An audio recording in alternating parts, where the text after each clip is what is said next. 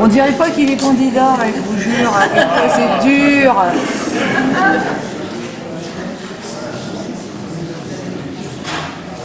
Ça y est, c'est moi, monsieur le protocole.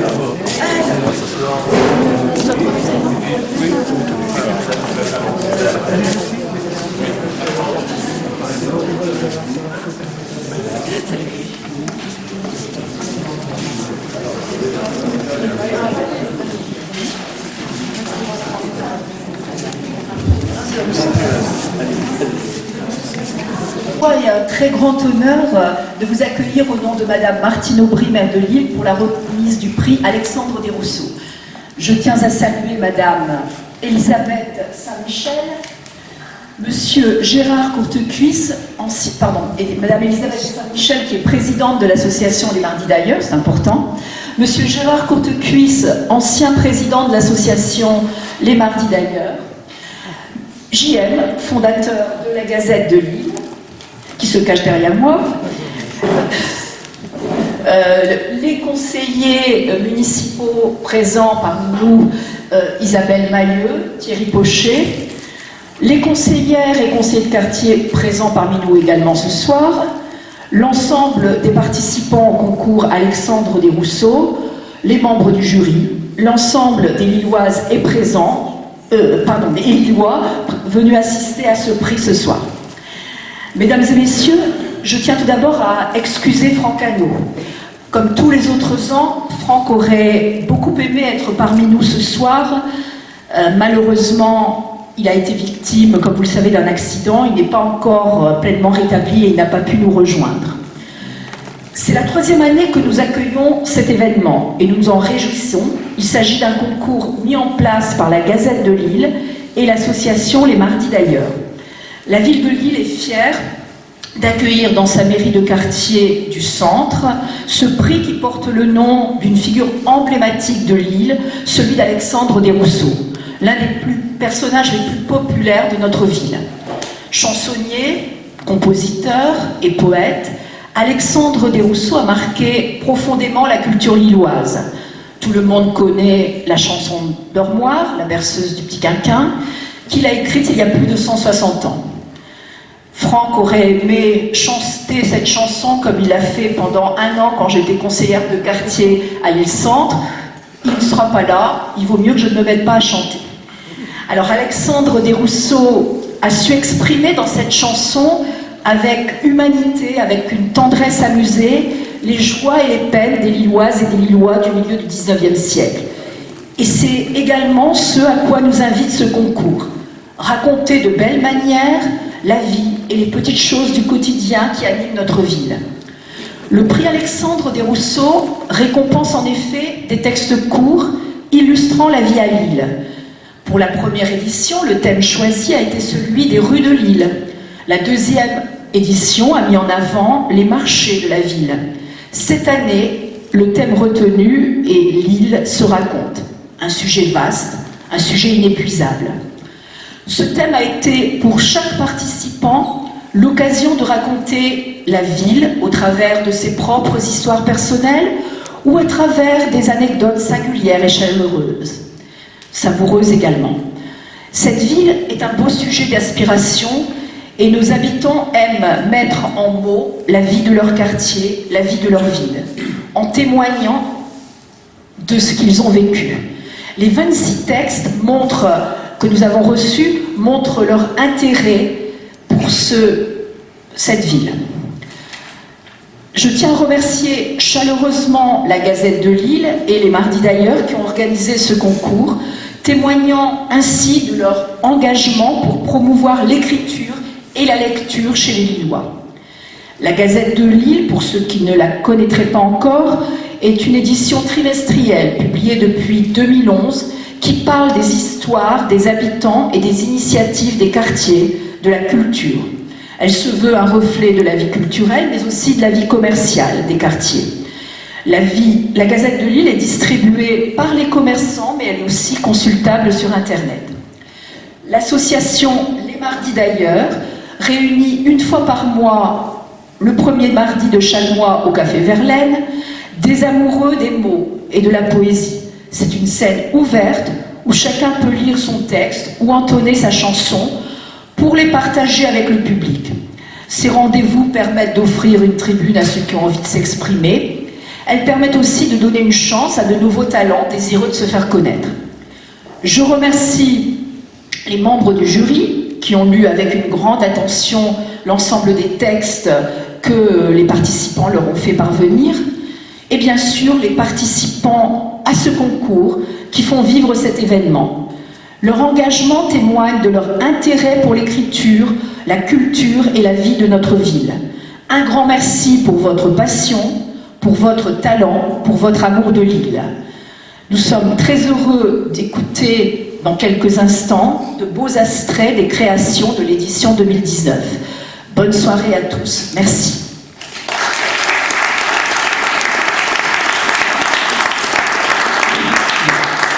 Madame Elisabeth Saint-Michel, présidente de l'association Les Mardis d'ailleurs. Bonsoir, je ne vais pas être longue, je vous rassure. Donc cette année, le sujet du concours, pardon, merci, était effectivement l'île se raconte. On a considéré l'île en fait comme un organisme vivant, un être vivant, pensant, avec donc ses artères, ses poumons, sa vie qui fourmille. Et je dirais que quand on se retrouve ici avec cette exposition là, c'est vraiment pour ceux qui avaient un doute sur le fait que l'île soit vivante, eh bien le doute est levé. Voilà, donc c'était pas un sujet forcément facile, il fallait se mettre à la place de la ville, parler en son nom. Et moi, ce que j'ai retenu en fait des lectures, c'est que la ville a beaucoup de choses à nous dire. Il y a beaucoup de messages et on ferait bien d'être un petit peu à l'écoute, en particulier sur le bien vivre, le vivre ensemble, l'écologie et tous ces sujets qui nous occupent aujourd'hui. Voilà, merci.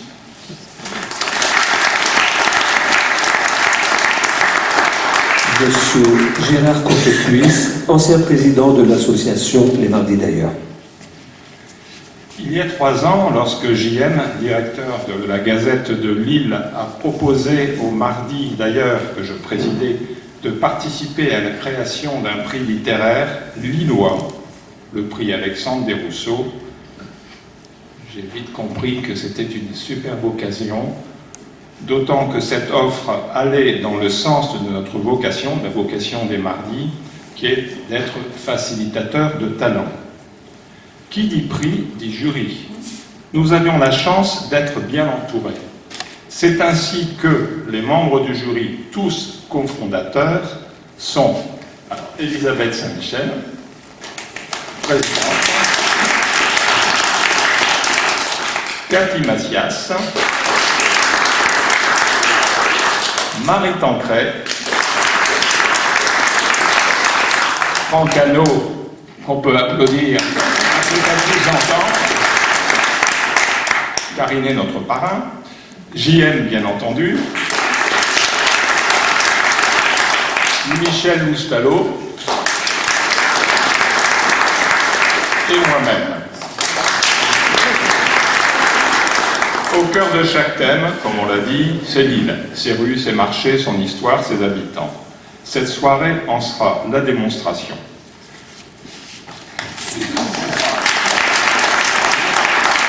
Je laisse la parole à JM, cofondateur de la Gazette de Lille.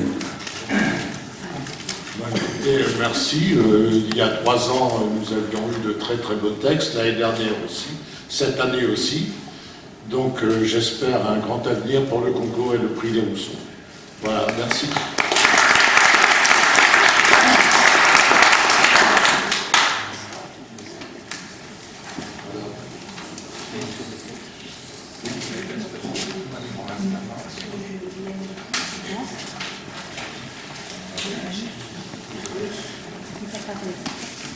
Alors il y a des remerciements à dire, et je compte sur la vigilance et la sagacité des membres du jury, et notamment particulièrement celle de Gérard, qui est un scribe absolument attentif et rigoureux. Donc si j'oublie quelqu'un, je vous le dis tout de suite, on répare le coup en temps réel. Autant ne pas faire de différé, on est entre nous. Alors bien sûr, merci à Martine Aubry, merci à Franck quand même, que nous apprécions beaucoup. Je me permets quand même de dire que si vous croisez une trottinette ou si vous l'enfourchez, cet outil de liberté, de mobilité, etc., peut devenir une sorte de killer, en fait, donc un instrument dangereux. Donc ouvrez l'œil, en fait, quand vous croisez ou quand vous enfourchez une trottinette, et puis meilleurs vœux également de guérison à Franck. Alors, dans les remerciements, la suite, eh bien, la librairie La Procure, rue Basse, qui nous a offert de magnifiques bouquins. Le restaurant Le Jurjura, boulevard Le Bas, avec des menus savoureux que certaines vont déguster. Le café-théâtre Le Petrouchka, rue Royale, également, à rencontrer et à connaître pour ses menus et puis également pour ses prestations théâtrales. Les Lumières de Lille, donc éditeur d'un certain nombre d'entre nous d'ailleurs, je les donne, mais par modestie, pour ne pas les embarrasser, je ne nommerai personne. Le Crédit Mutuel, qui est le nerf financier du voyage, en fait, et l'agence donc, de voyage Aloha, rue Gambetta. Et puis, dans nos nouveaux partenaires, cette année, le théâtre Le Grand Bleu, donc, qui était déjà l'an dernier, qui était depuis le début, vous voyez, donc voilà, donc qui récidive en tout cas, qui veut bien continuer à travailler avec nous. Et puis également, donc, dans les nouveaux partenaires, bien sûr, le lycée hôtelier international de Lille, dont on ne peut que vous conseiller de découvrir les menus, les bonnes fabrications et d'aller vous y régaler si vous ne l'avez pas encore fait. Donc, le prix sera également l'occasion pour certains d'entre vous de le découvrir. Voilà donc, je demande à mes condisciples si j'ai bien été exhaustif. Gérard, j'ai oublié personne? Bon, alors ça va.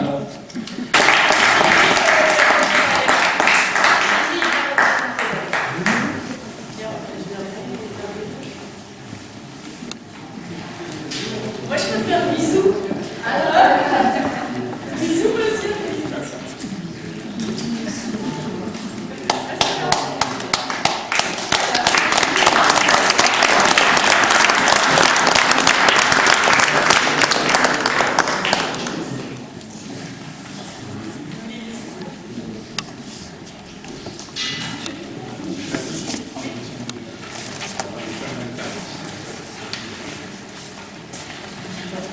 Nous allons donc vous lire des extraits de ces deux textes, des extraits de Géronte et des extraits de Lille. Et nous commencerons par J'ai honte de Valérie Tétès. J'ai honte. D'insula, je n'ai plus que le nom. Je ne fais plus rêver. Mes cieux sont tourmentés, chargés de brumes épaisses. Aujourd'hui, au pied de mon beffroi ébahi, porte de Paris, mes insulaires que je chéris se sont allongés, en tas, sur les pavés humides et luisants, masqués, jouant aux morts, asphyxiés par mes déjections noirâtres, mes particules fines. Mes artères engorgées luttent. Vieille cité au passé héroïque, je suis devenue un monstre informe qui charrie, expulse, dégorge, crache, mes poumons faibles de plus en plus grignotés par une gangrène tentaculaire. Les épouvantails aux yeux de cailloux et au cœur de pierre m'arpentent et me hantent. La dernière pâquerette a péri ce matin rue Princesse. Quelques gouttes de sang perlent sur l'asphalte. Le béton s'est infiltré dans les veines oppressées de mes insulaires. Leurs regards flottent sur des horizons surnaturels. Ici, ma terre ne vibre plus. Mon cœur suffoque. Mes racines cherchent l'humus. Ma circulation est entravée par le flux insupportable et bouillonnant, toujours plus anarchique. À certaines heures, enquistée, je ne bouge plus. Respirant de plus en plus difficilement, dans mes bras de deuil, les promeneurs s'aèrent, se ressourcent auprès de la noiraude.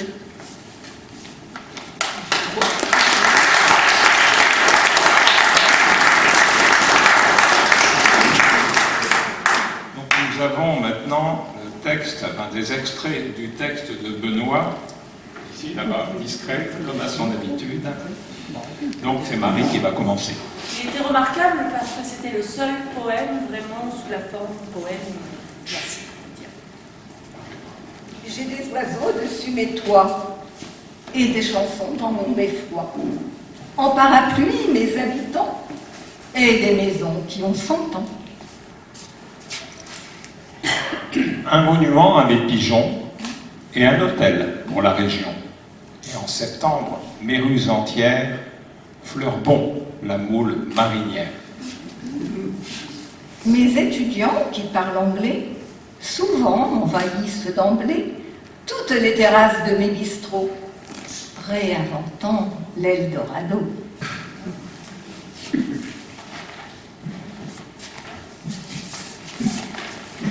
J'ai 3 brasseurs devant ma gare et des amoureux qui s'égarent, fusant leurs pas jusqu'au furet en rêve d'été démesuré. Il s'agissait d'extraits, mais vous voyez... Si vous voulez l'entendre en entier, on va venir au mardi d'ailleurs. Absolument.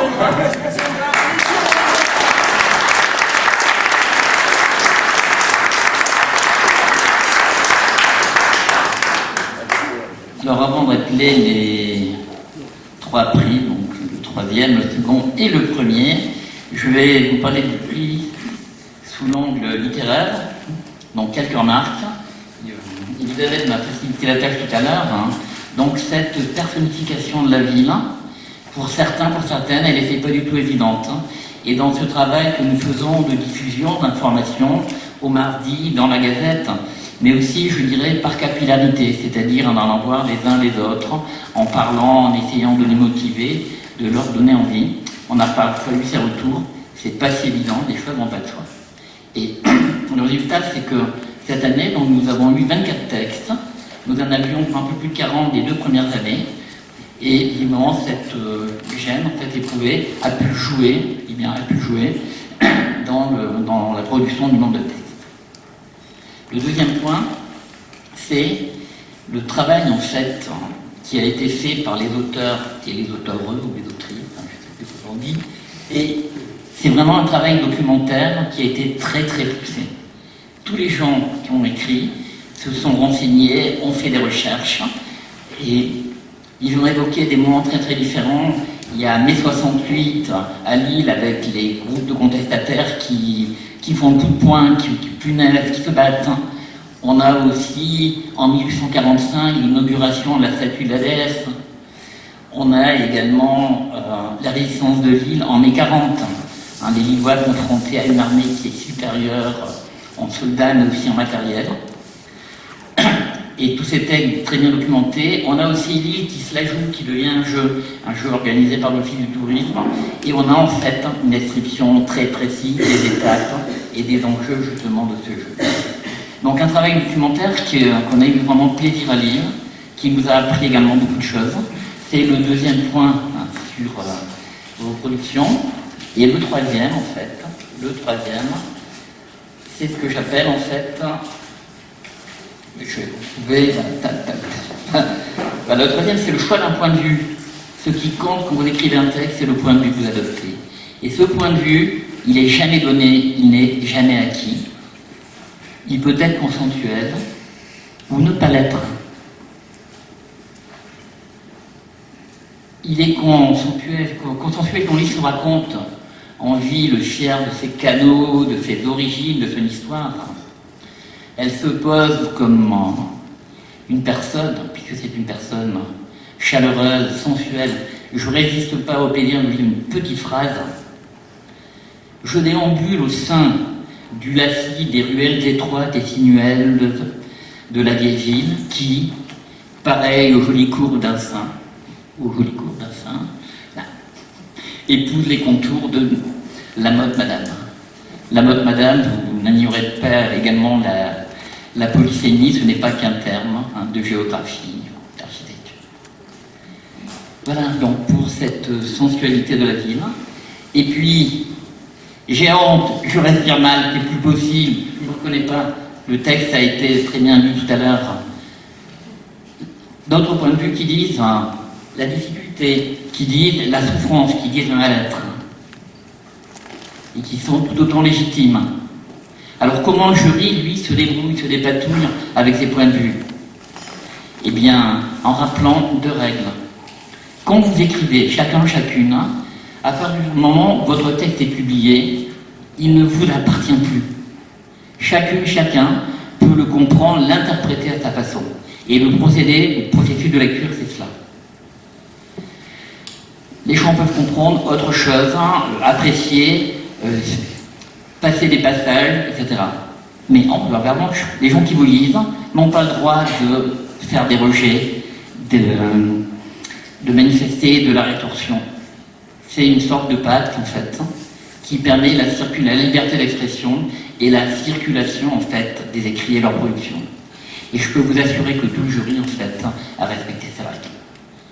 Au final, pour cette édition, eh bien, un excellent cru, en fait, qui honore les auteurs, les autrices, qui honore le jury et qui honore l'île.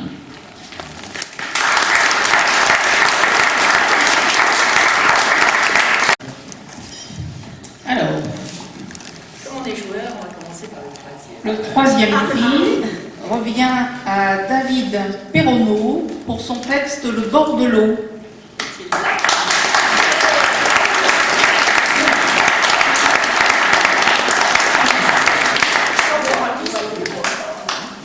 Félicitations.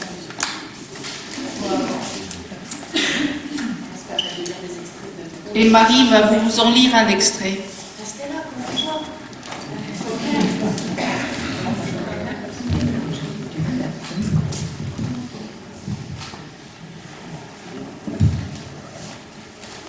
Je ne suis pas qu'un paysage, un environnement, une cartographie, des murs, des rues, des boulevards, des friches, des courets, des canaux, des fumées d'usines, des voitures, du bruit.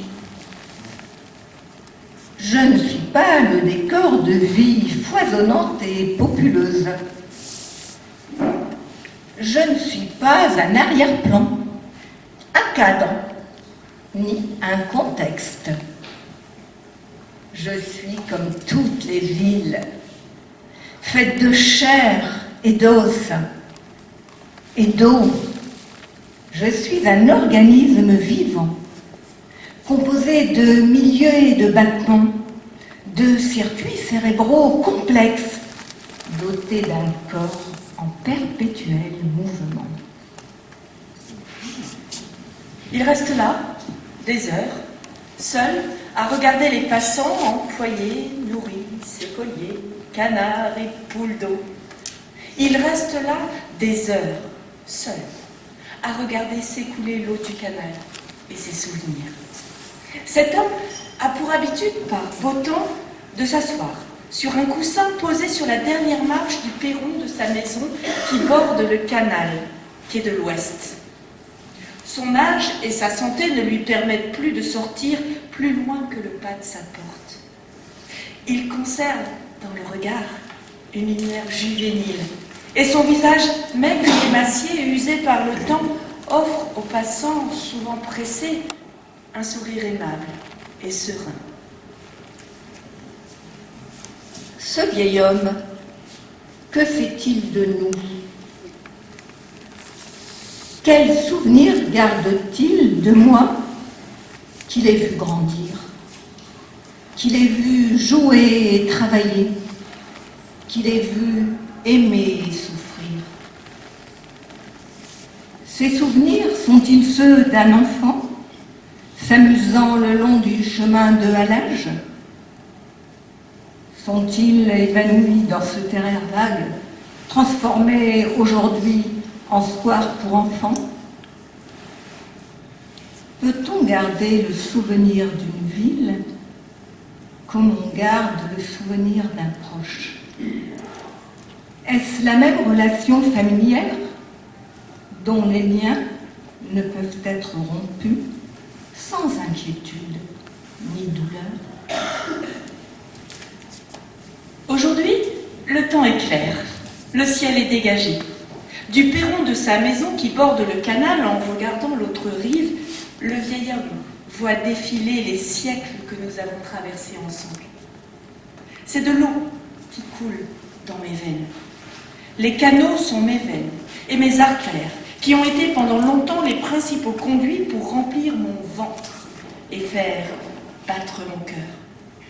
Canaux, rivières, cours d'eau enterrés, détournés, je suis cette île marécageuse que le temps et le monde industriel ont asséchée, habitée. Le quartier des Bois Blancs où vit le vieil homme, entouré d'eau, est une mise en abîme. Une île dans l'île.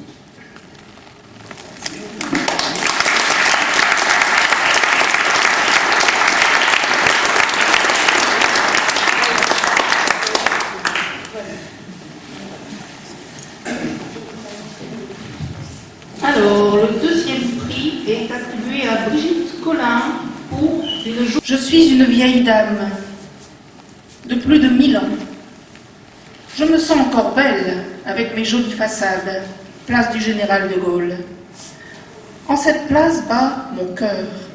Elle s'ouvre sur la vieille bourse qui abrite les fantômes de mon passé. Je me sens moderne aussi, avec des quartiers cameralines. Je suis en perpétuel changement. Ce dimanche matin d'été, il fait chaud. Entre pollution et chaleur, je respire déjà mal. Heureusement qu'il y a mes parcs. Le parc Jean-Baptiste Lebas, le parc de la Citadelle. Leurs arbres m'apportent oxygène et fraîcheur.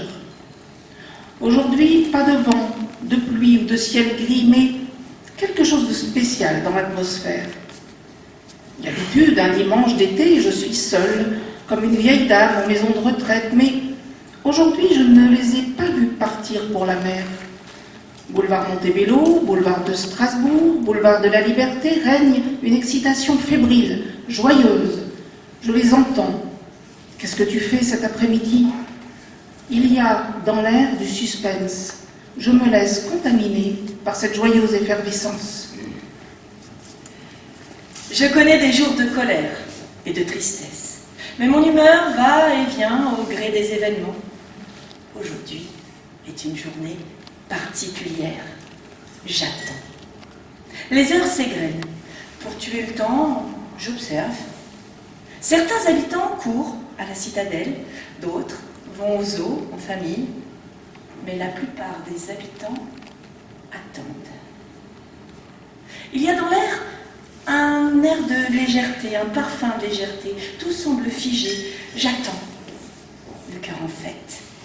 Depuis vendredi soir, mes plus beaux joyeux, porte de Roubaix, porte de Gand, l'île aux Comtesses, mais aussi la rue Gambetta, la maison Folie Loisel, sont éclairés en bleu, blanc, rouge. Je suis fière de porter ces couleurs.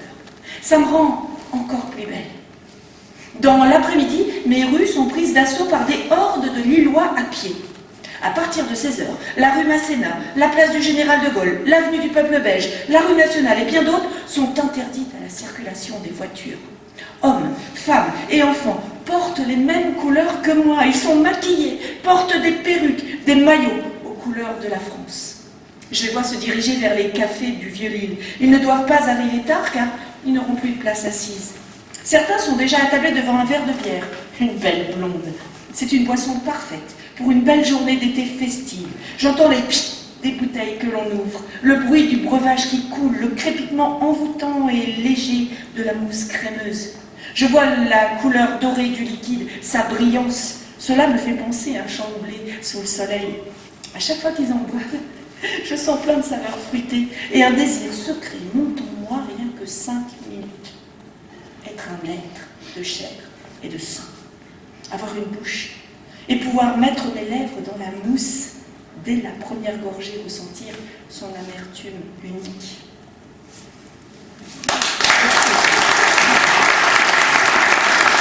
Est-ce que vous avez reconnu le moment festif?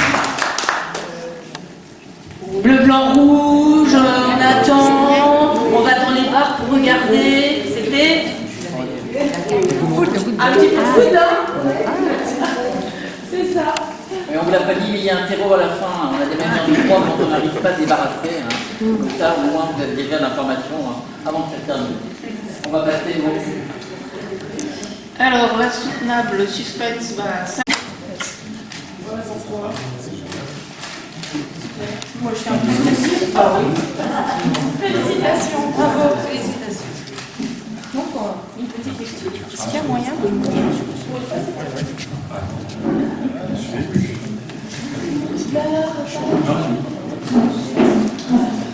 Alors, le premier prix, donc Nicolas va avoir la chance d'aller à Amsterdam.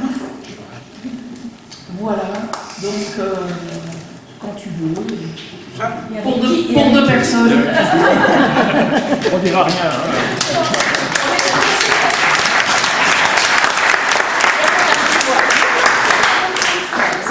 T'as peut-être un petit mot à dire avant de son texte? Non, moi ça m'émeut toujours parce que quand on écrit, on a envie de se faire. Bien parce qu'on t'entend pas. Bah oui. Voilà, allez, un petit discours. Monsieur Nicolas Laclin. Ça m'émeut parce que moi j'étais à Cancre et j'en suis pas fier à l'école et tout ça. J'ai toujours aimé écrire et j'ai jamais eu de prix et tout ça, donc ça me fait vraiment plaisir. Ah voilà. Voilà, découvrir la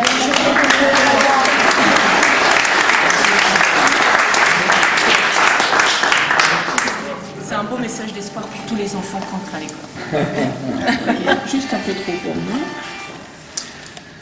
Alors, le premier prix, on va vous le lire intégralement. Ça s'appelle donc « Moi, Lille », comme le sujet l'indiquait. Tiens, je me suis levée ce matin, j'avais le beffroi tout embrumé. Mon pavé qui battait fort était luisant et huileux. Il n'y a pas à dire, une bonne petite pluie, ça me décrasserait les artères. Mes artères, à moi, mon centre-ville et mes ruelles, elles sont un poil polluées. Alors une petite pluie du matin, ça me ferait grand bien. Comme une impression de toilette. Mais pour vraiment me décrasser, il en faudrait des trombes, mais des trombes. Déjà, j'ai une image grise et pluvieuse, ça serait le pompon. D'ailleurs, à propos de pompon, je me verrais bien marin, moi, ou une île au milieu de la mer du Nord, et puis, tiens, me balader un peu plus haut, tutoyer l'Antarctique, me prendre un grand bain de fraîcheur avec mon pote Jeff. Ranger les cailloux du Groenland, mais j'imagine déjà les commentaires. L'île s'est fait la belle, perdue dans le Grand Nord, ses pommes de terre frites surgelées, son petit quinquin en esquimau. Bah, je laisserai causer. Tous ces clichés qui circulent sur moi, j'ai l'habitude. Aujourd'hui, je me sens d'humeur campagnarde. On me dirait, pour une ville, c'est un peu bizarre. Je frissonne de tous mes arbres. Et il m'en reste encore quelques-uns et j'ai de beaux espaces verts qui me courent le long du corps. Mais je suis une ville. Une ville, c'est pas drôle tous les jours. Toutes ces bagnoles qui vous roulent dessus, ces piétons qui vous piétinent, ces tuyaux d'échappement, ces pigeons qui vous... Bref. Mais quand même, ma ville est belle. J'ai un faible pour le tramway. Celui que je traîne sur mon grand boulevard qui va de moi jusqu'à Tourcoing, Roubaix et tous mes petits frangins, Ouascal, Croix, etc. Ça me fait des guili-guili, les rails sur mon dos. En tout cas, le tram, crois-moi, c'est bien mieux que le métro, où quand j'ai un trop-plein de voyageurs, ça me pèse sur l'estomac. Et pour éviter l'arrêt cardiaque, exploser de l'intérieur, je dis « Stop !» Stop. Tout le monde descend. Et moi, je monte. Tout le monde descend. Un grand bol d'air. Je me déplace en trottinette ou encore mieux, je marche à pied. Je découvre la marche à pied. J'ai la tête dans les nuages. Faut que je fasse gaffe à pas me cogner à mon beffroi. Ah oui, encore lui. Ne pas oublier de faire une grande enjambée au-dessus de la Deule. Et j'évite de la regarder de trop près, parce que si je vois quelques cadavres, ça gâcherait ma petite balade bucolique. Sur l'esplanade, je n'éviterai pas la fête foraine. Je suis un peu snob aussi, je rêve. Maintenant, d'Amérique du Sud et d'Eldorado. D'un coup, j'ai 3000 ans. Je me pavane, je me havane sur l'avenue qui mène à la gare. Je déploie tout un imaginaire, importé du Mexique. Frida Kahlo chez les ch'tis, ça vous pose une ville quand même. Hein. Et je suis fin bénage d'arborer toutes ces belles couleurs. Je me sens toute briquée de broc. J'ai des grands jardins qui me poussent dans la tête. Jardin Vauban, le bois de Boulogne. C'est ma tête et mes cheveux.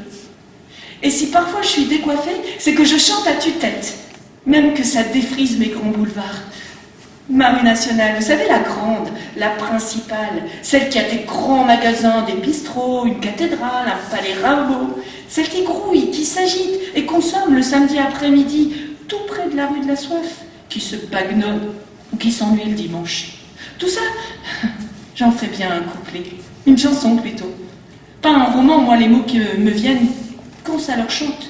Et un roman c'est un peu long, ou alors pondre un joli texte. 3 pages, pas plus, pour vous conter un peu ma journée.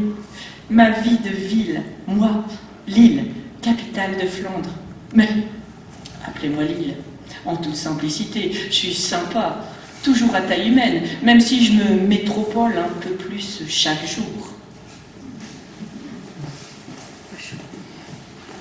Venez donc me visiter. Venez donc me visiter. Je ne suis pas métropole. Je ne suis pas drôle, comme on dit ici.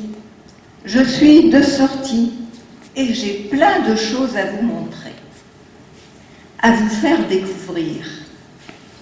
D'abord, mon ciel bien dégagé, avec quelquefois de gros nuages qui me font des tatouages sur le front. Des milliers de dieux, comme des phares de bagnole, qui clignotent et qui palpitent sur ma grande place, juste au milieu de mon visage. Dans mon ventre, ça bouillonne et ça ballonne. Et parfois, j'ai du mal à me déplacer, un trop-plein de stress qui encombre mes artères. Ça bouchonne, ça klaxonne, un déferlement de cliquetis, de ferrailles qui s'entrechoquent me rappelle que je suis vivant et bien vivant. Le soir tombe déjà. J'ai les quinquets qui s'allument peu à peu. Ce n'est pas le grand soir, mais j'ai toujours de l'espoir. De l'espoir et de la bière. Je pisse, je me mouche dans les étoiles. Bientôt c'est l'été. J'ai déjà la braderie qui me gratte. En septembre, j'en aurai partout. Une démangeaison de braderie, de brocantes, de moules, et puis de frites et des frites et puis des moules. J'en aurai plein les guiboles. Je me serais débarrassée d'un tas de saloperies, gagner le bibelot le plus nul de la terre, ou ramener la trouvaille du siècle. Voilà. Je vous ai raconté ma journée. Parlé un peu de moi, sans chichi, sans manière, mais non sans sincérité. Maintenant, excuse-moi, je vais boire le dernier verre dans mon bistrot préféré. Je vous dis pas lequel. Je ne veux pas faire des jaloux. Mais là, à l'instant où je vous écris, il fait très doux. Et les gens m'apprécient. Ils sont heureux de vivre chez moi, à l'intérieur de moi, moi, Lille.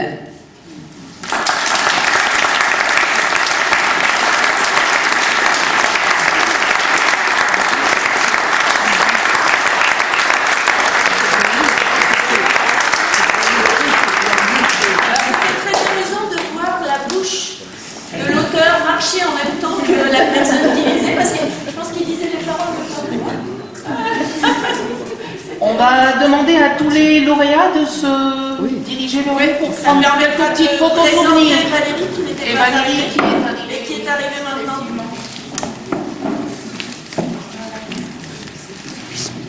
Je crois que de nouveau les applaudir.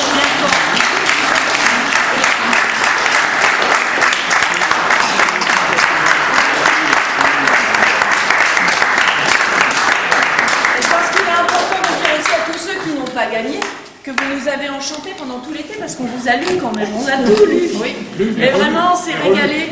On lu et relu et on s'est régalé. Merci beaucoup pour vos écrits et votre participation. Bravo les gagnants.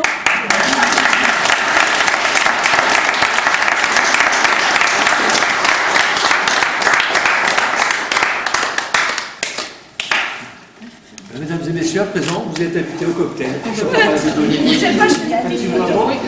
On a brûlé une étape, là, donc chacun, chacune est récompensé pour son écrit.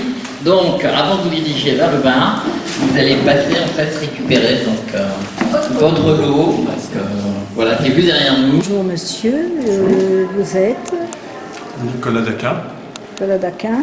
Et c'est pas la première fois que vous faites les poèmes, que vous faites les concours. C'est la première fois, Cécile. C'est la première fois.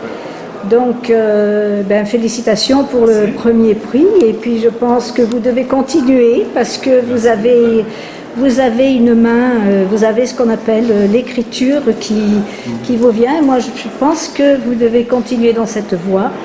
Et c'est une histoire que vous avez racontée et qui est vécue. On sent le vécu. On sent